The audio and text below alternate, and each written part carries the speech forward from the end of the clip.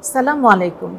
I'm Dr. Sharmin Rahman, Associate Professor, Department of Anatomy, Adin Medical College, Mogbazar, Dhaka. Today's topic is the sole of the foot. So, let's start. Skin. The skin of the sole of the foot is thick and hairless. It is firmly bound down to the underlying deep fascia by numerous fibrous bands. There are presence of some flexor creases on the skin where movements occur, and in the skin sweat glands are large in number. Now, superficial fascia. It is composed of subcutaneous fat in a meshwork of fibrous septa which anchor the skin to the underlying plantar aponeurosis, and it ensures the proper grip of the sole. The cushion of the fibrofatty tissue is more abundant beneath the posterior tubercles of calcaneus, metatarsal heads, and the pulp of the terminal digits. Now, cutaneous nerve supply. The sole of the foot is supplied by medial calcaneal branch of the tibial nerve which innervates the medial side of the heel. Branches from the medial plantar nerve which innervate the medial two-thirds of the sole, and the branches from the lateral plantar nerve which innervate the lateral third of the sole. In this figure, we can see the cutaneous supply of the skin of the foot. It is medial calcaneal branch. This area is supplied by medial plantar nerve, and this area is supplied by lateral plantar nerve. Now, deep fascia. The plantar aponeurosis is a triangular thickening of the deep fascia that protects the underlying nerves, blood vessels, and muscles. Its apex is attached to the medial and lateral tubercles of the calcaneum, and the base of the aponeurosis divides into 5 slips that pass into the toes. Plantar aponeurosis consists of 3 parts: central, medial, and lateral. The central part is thick and cover the flexor digitorum brevis. Medial and lateral parts are thin and cover respectively abductor hallucis and abductor digiti minimi.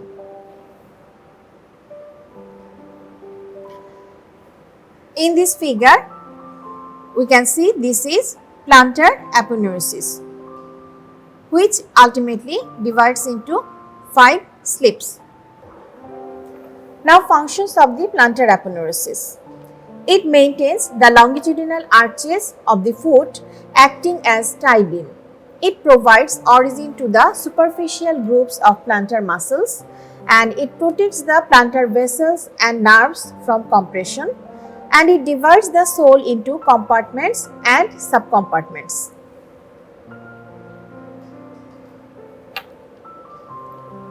Plantar fasciitis. Plantar fasciitis, which occurs in individuals who do a great deal of standing or walking, causes pain and tenderness of the sole of the foot. It is believed to be caused by repeated minor trauma, and repeated attacks of this condition induce ossification in the posterior attachment of the aponeurosis, forming a calcaneal spur.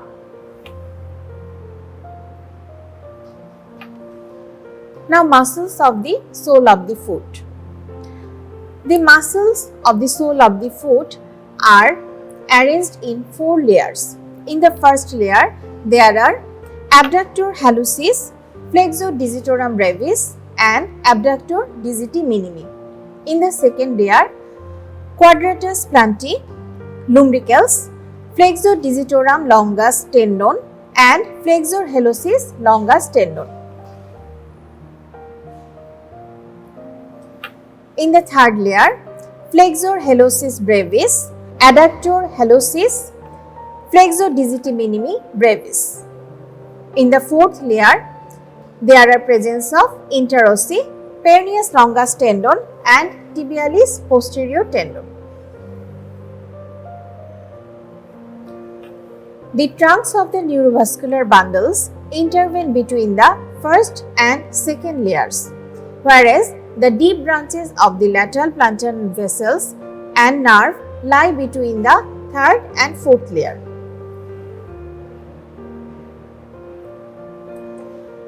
In this table, we can see the muscular origin, insertion, nerve supply and action. First, abductor hallucis. It originates from medial tuberosity of calcaneum and flexor retinaculum and inserted into the base of the proximal phalanx of big toe. It is supplied by medial plantar nerve and it flexes and abducts big toe, brushes medial longitudinal arch. Now, flexor digitorum brevis. It originates from medial tubercle of calcaneum and inserted into 4 tendons to 4 lateral toes, inserted into borders of middle phalanx, tendons perforated by those of flexor digitorum longus and is supplied by medial plantar nerve. It flexes lateral 4 toes, brushes medial and lateral longitudinal arches. Now, abductor digiti minimi. It originates from medial and lateral tubercle of calcaneum and inserted into base of proximal phalanx of 5th toe. It is supplied by lateral plantar nerve and it flexes and abducts 5th toe, brushes lateral longitudinal arch. Now, in the second layer, first muscle is quadratus plantae. It originates from medial and lateral sides of calcaneum and inserted into tendon of flexor digitorum longus and supplied by lateral plantar nerve. It assists flexor digitorum longus in flexing lateral 4 toes. Now, 4 lumbricals muscle. These are originates from tendons of the flexor digitorum longus and inserted into dorsal extensor expansion, bases of proximal phalanges of lateral 4 toes. First lumbrical muscle is supplied by medial plantar nerve and rest of the muscles are supplied by lateral plantar nerve. They extend toes of interphalangeal joints.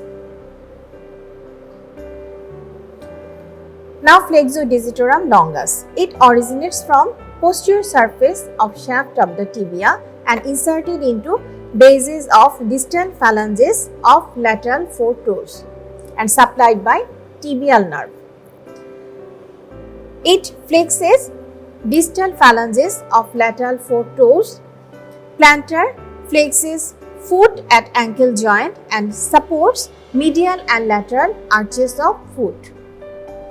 Now, flexor hallucis longus.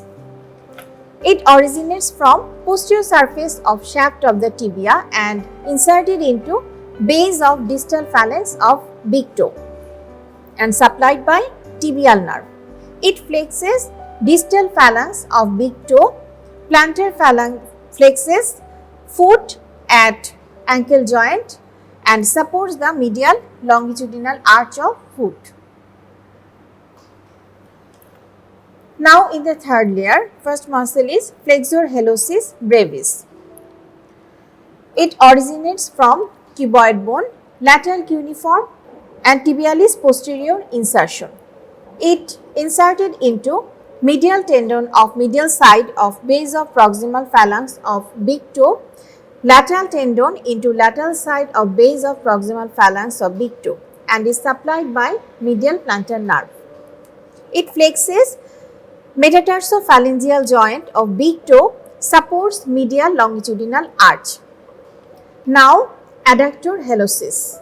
It originates from oblique head bases of second, third, fourth metatarsal bones transverse head from plantar ligaments and inserted into lateral side of base of proximal phalanx of big toe and is supplied by deep branch of lateral plantar nerve.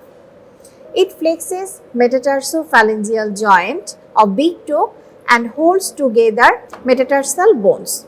Now flexor digiti minimi brevis. It originates from base of fifth metatarsal bone and is inserted into lateral side of base of proximal phalanx of little toe and supplied by lateral plantar nerve. It flexes metatarsophalangeal joint of little toe. Now fourth layer, interossei muscles. Dorsal interossei originate from adjacent sides of metatarsal bones and inserted into bases of proximal phalanx, first medial side of the second toe and rest in the lateral sides of second, third and fourth toes. Also dorsal extensor expansion and is supplied by lateral plantar nerve. It helps to abduction of the toes and flexes metatarsophalangeal joints and extends interphalangeal joints.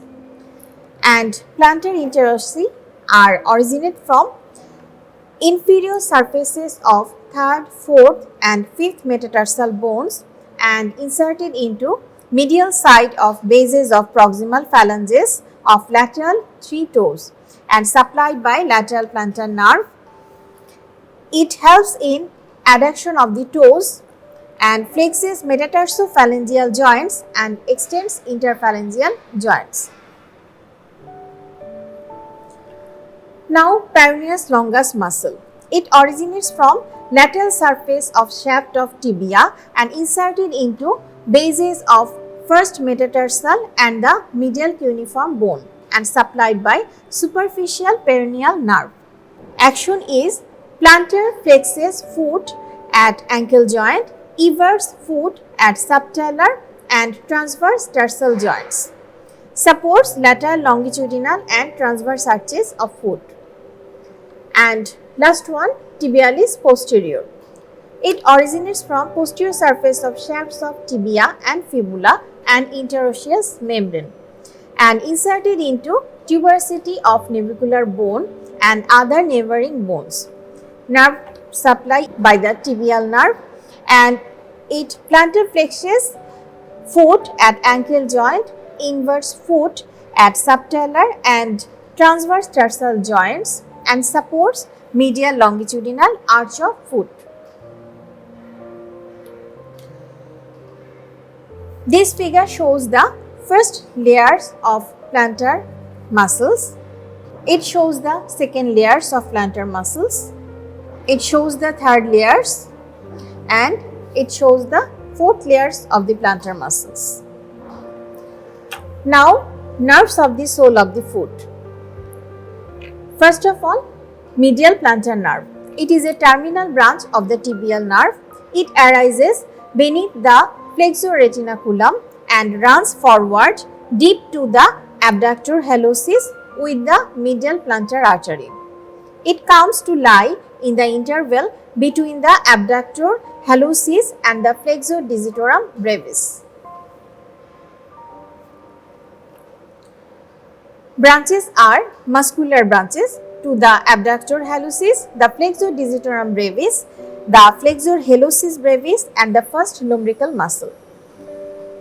Cutaneous branches are plantar digital nerves run to the side of the medial 3.5 toes. The nerves extend onto the dorsum and supply the nail beds and tips of the toes, and it provides the articular branches to the tarsometatarsal, metatarsophalangeal and interphalangeal joints. Now, lateral plantar nerve. It is a terminal branch of the tibial nerve and it arises beneath the flexor retinaculum and runs forward deep to the abductor hallucis and the flexor digitorum brevis in company with the lateral plantar artery. On reaching the base of the fifth metatarsal bone, it divides into superficial and deep branches. From the main trunk to the quadratus plantae and abductor digiti minimi and cutaneous branches to the skin of the lateral side of the sole.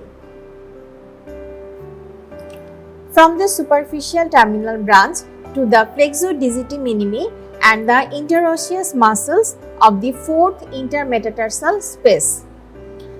Plantar digital branches pass to the sides of the lateral 1.5 toes. The nerves extend onto the dorsum and supply the nail beds and tips of the toes.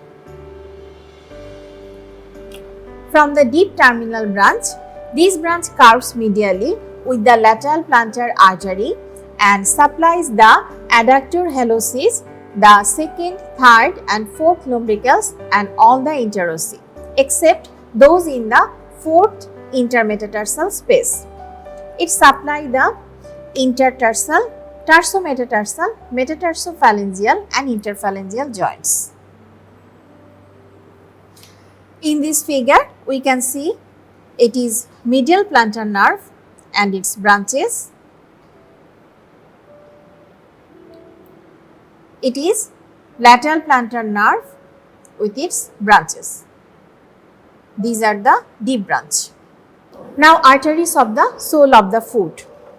Medial plantar artery.